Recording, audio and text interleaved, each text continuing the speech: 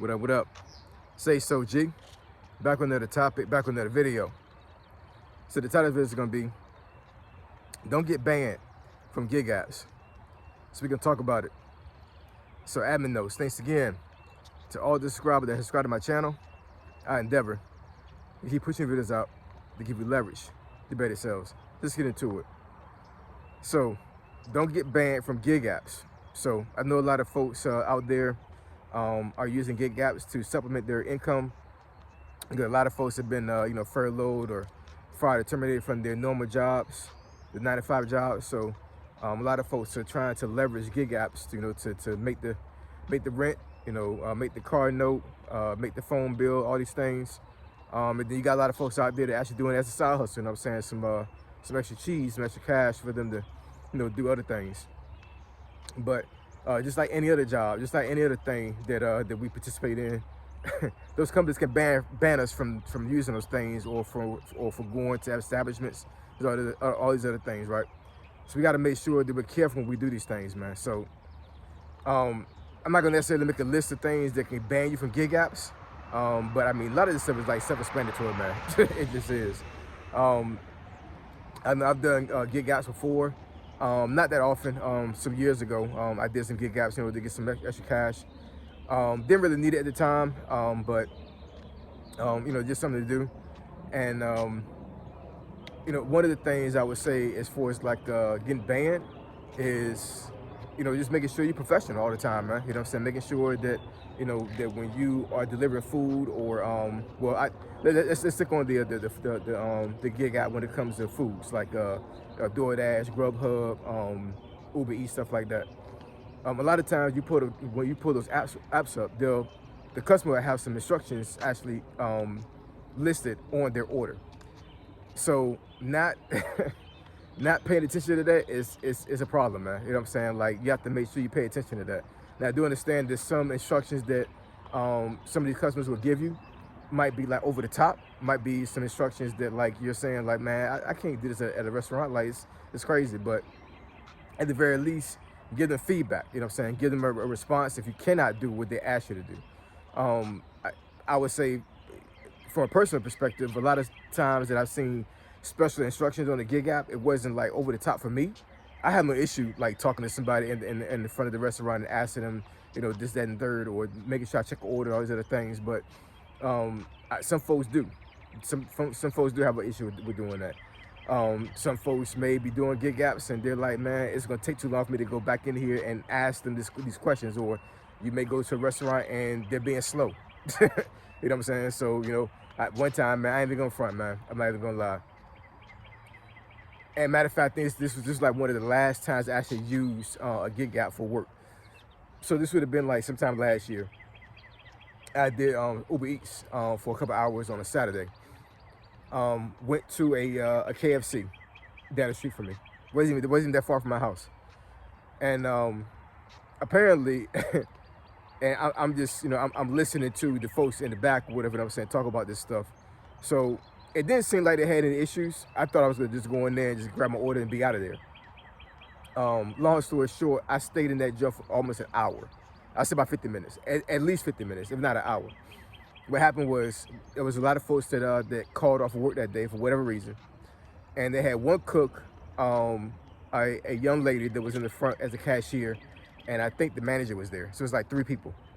And they could not get that food out there fast enough. And I think the cook was like a brand new cook, so I'm assuming that he didn't have a lot of experience. So these folks are getting pissed, man. You know what I'm saying? Y'all do understand that, like, when folks go to fast food joints, when they get their food and it's not prepared properly, or like it's not coming out fast like fast food, folks get irritated, man. They get hangry instead of hungry. So these folks are pissed. A couple of folks in there was actually about to fight, not the folks in the back, but like I think one person said something crazy to the person in the back, and then another customer was like, man, you can't be talking to folks like that. And then before you know it, they got into a verbal argument. I thought it was gonna box. You know what I'm saying? So I'm sitting here like, all I want to do is pick this damn order up and be on my way. That's all I want to do. You know what I'm saying? I don't want to stay here and be in this mess, right? So I would say after about 20 minutes, I actually text the customer And I told, it was a lady, and I told the lady, I was like, yeah, there's only one cook here. They're saying that the wait might be almost 45 minutes until you get your food. Which one do you want me to stay here, or you want me to, to cancel the order? She said she wanted me to stay. So I'm sitting here like, yo. So, and it was like the last order I was gonna take, because I think I wound up having something come up. I think somebody called me, and I had to. I was like, I'm just gonna do this one last order, and I'll be out for the rest of the day.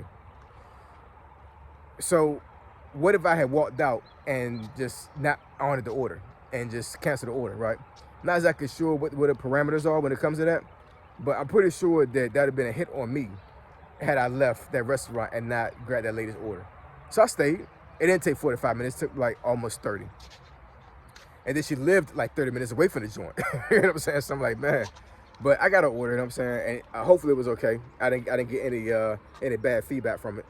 But that's one of the scenarios that you have to really think about, like, could that happen? If it does, what is your reaction going to be, and how you going to handle that situation? You got to be professional, Like I said, just like anything else, man. If you're not professional in what you do, man, you can pretty much get banned or just not be allowed to be in a certain space or have certain jobs or do certain things.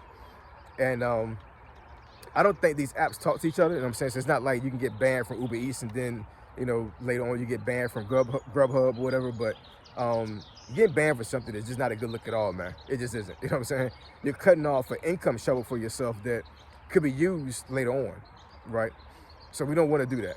We just don't. We want to be as professional as possible. Don't open up somebody's food and try to check what's in there. You know what I'm saying? I do understand that some folks will have these dogs always hollering at Diva. Come on, girl.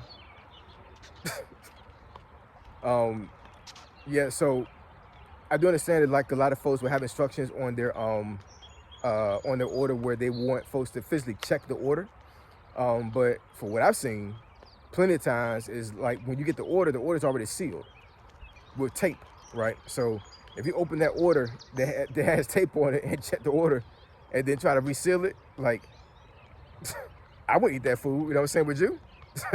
Regardless of what intentions that the person has to make sure my order is straight, there's no way in the world that would eat or even entertain giving that order to somebody else that's in my house. You know what I'm saying? Like, the seal is broken. So it's just one of those things we have to really take into account. If you really want to honor the person's wishes about checking the order, then just ask the person not to seal it before they give you the order, right? So professionalism, man. I cannot stress that enough. Professionalism is a big key when it comes to these gig apps. You know what I'm saying? Just because you're driving around giving food, to somebody, or you're driving somebody, or you're picking up some type of equipment, like when you use Roadie as an app, even when you do CBD driver. I think it's CD. Is it CD driver? I think it's CBD driver. I forget what the acronym is, but that's another gig app you can use, like, as far as like moving parcels and stuff like that. It's almost similar to like doing some type of UPS or FedEx type job. But you got to be professional, man. Being professional doesn't mean you got to wear a suit, or or wear some like business casual. You know what I'm saying? But like, be professional. Understand you're providing a service for these folks. So if you're unprofessional, regardless of how rude the customer is, they can call you out on it. You know what I'm saying? And I'm pretty sure if you get too many complaints on these apps, the apps are gonna be like, hey, yeah, I'm sorry for you, but you've been getting too many complaints. Folks are saying you're going into their food. Folks are saying that you're not professional. Folks saying that you have been verbally abusive to them, right? So we got to ban you. Yeah, man, it's not a good look at all. It really isn't. You know what I'm saying? We have to protect our reputation when it comes to these gig apps, because even though it might be years from now when gig apps are not really a thing and it's taken over by robots and all those other things, but I know personally I don't want to cut off any type of source of income that I can potentially get when it comes to taking care of myself, my family, right? I don't, like I said, I don't do gig apps anymore like that. I'm pretty stable.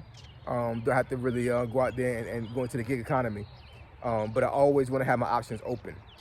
So yeah, man, every time I've done these gig apps, no matter how unprofessional or how rude these customers were, I always put myself in the mind state, like, you know what I'm saying, like, not necessarily the customer's always right, but you know, the order is always right, if that makes any sense. You know what I'm saying? Like, we need to make sure that we don't put our feelings into these gig gaps and be professional.